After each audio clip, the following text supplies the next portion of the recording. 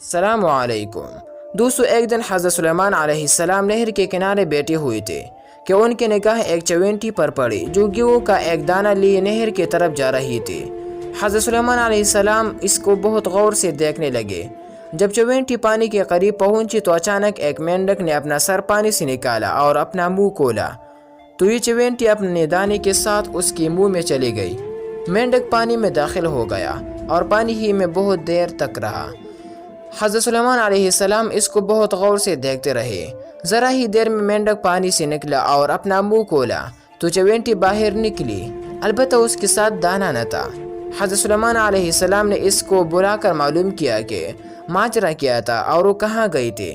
اس نے بتایا کہ اے اللہ کے نبی، آپ جو نہر کے تہہ میں ایک بڑا کوکلا پتھر دیکھ رہے ہیں، اس کے اندر بہت سے اندھے کیڑے مکوڑے ہیں۔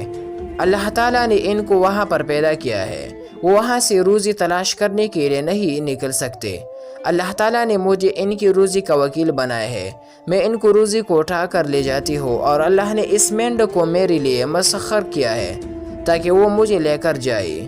اس کے منہ میں ہونے کی وجہ سے پانی مجھے نقصان نہیں پہنچاتا، وہ اپنا منہ بند پتھر کے سوراخ کے سامنے کھول دیتا ہے، میں اس میں داخل ہو جاتی ہوں۔ جب میں اس کی روزی اس تک پہنچا کر پتھر کے سوراخ سے اس کے منہ تک آتی ہوں تو مینڈک مجھے منہ سے باہر نکال دیتا ہے۔